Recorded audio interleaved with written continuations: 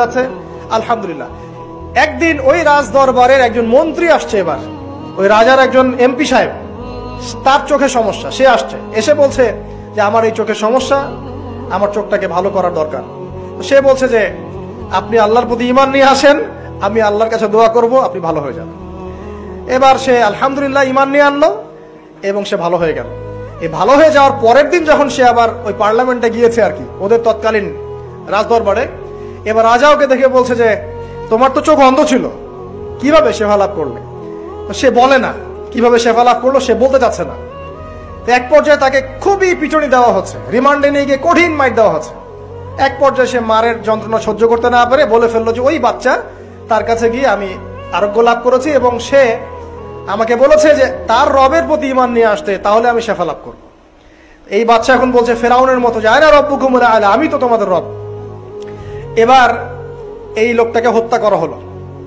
এবার সেই বালককে ডেকে আনা হচ্ছে, বলা হচ্ছে বলো তুমি নাকি তোমার রবের নাম দিয়ে মানুষের ট্রিটমেন্ট করা শুরু করেছো। তখন সেই বালক বলছে হ্যাঁ, আমি এক আল্লাহর প্রতি বিশ্বাস করি। এখন রাজা বলছে আমি ছাড়া তোমাদের কোন ইলাহ আছে আমি তো জানি না। এই সৈন্যবাহিনী শোনো, এই বালককে ধরো, ধরে নিয়ে গিয়ে উঁচু পাহাড়ে নিয়ে যাও, ওখান থেকে ফেলে দাও। এবার তাকে নিয়ে যাওয়া হলো, ক্রস ফায়ার দেওয়া হবে, এবার উপরে নেওয়া হয়েছে, একদম পাহাড়ের উপরে।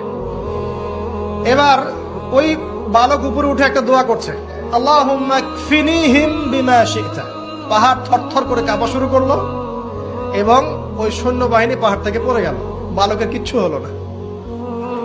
আমি কিন্তু বানোয়াট কোনো গল্প বলছি না। এবার সে বালক হেঁটে হেঁটে চলে আসলো রাজদরবারে। আবার কি ব্যাপার, তুমি মরো নাই? না, আল্লাহ আমাকে বাঁচিয়েছে, আমার রব আমাকে বাঁচিয়েছে। আবার পাঠানো হচ্ছে আরেক দল সেনাবাহিনীকে নিয়ে, যাও এবার ওকে সমুদ্রে নিয়ে যাও, সমুদ্রের মাছ সমুদ্রে ডুবিয়ে দিবে। আবার সে ওখানে গিয়ে বলল আল্লাহুম্মা কফিনিহিম বিমা শি'তা, হে আল্লাহ আমার বিপক্ষে যারা আছে আপনি যা দিয়ে ইচ্ছা ওদের বিরুদ্ধে আমাকে সাহায্য করেন। এবার ওই সমুদ্র উত্তাল হওয়া শুরু করলো এবং ওরা জাহাজ থেকে পড়ে গেল। এই বাচ্চা সেফলি আবার চলে আসলো রাজদরবারে।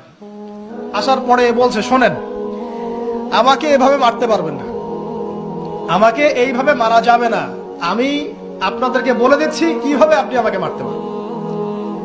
তো বাচ্চা বলছে কিভাবে মারতে পারবো বলো।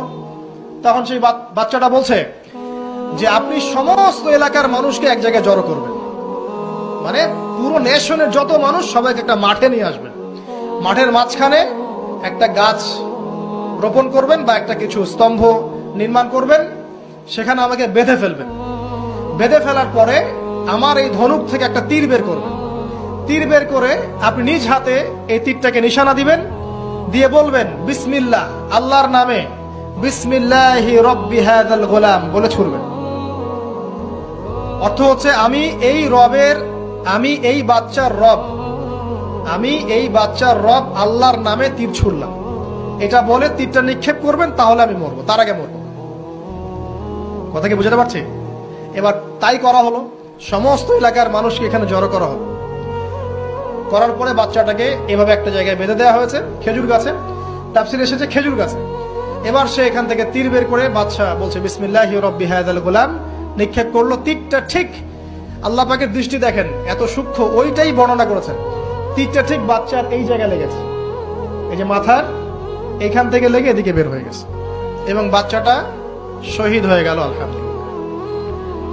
এবং এই বাচ্চাটা যখন মারা গেল বা শহীদ হয়ে গেল, আর সারা এলাকার মানুষ কি দেখলো, দেখলো যে বাচ্চা তাকে দুইবার চেষ্টা করে মারতে পারে নাই, কিন্তু তার রবের নাম যখন নেওয়া হয়েছে, আল্লাহর নাম নেওয়া হয়েছে, মারতে পেরেছে।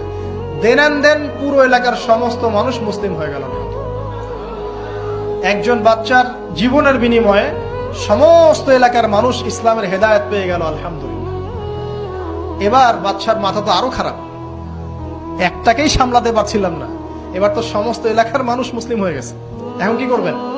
এখন সেনাবাহিনীকে আদেশ করা হয়েছে সমস্ত মানুষগুলোকে জড়ো করো, জড়ো করে একটা গর্ত খোঁড়ো, একটা গর্ত খুঁড়ে সেখানে আগুন জ্বালাও, আগুন জ্বালিয়ে সমস্ত মানুষকে ফেলে দাও। দৃশ্যটাকে কল্পনা করতে পারছেন? এবং তারা চতুর্দিক থেকে এটাকে অবলোকন করতে লাগলো, মজা উপভোগ করতে লাগলো।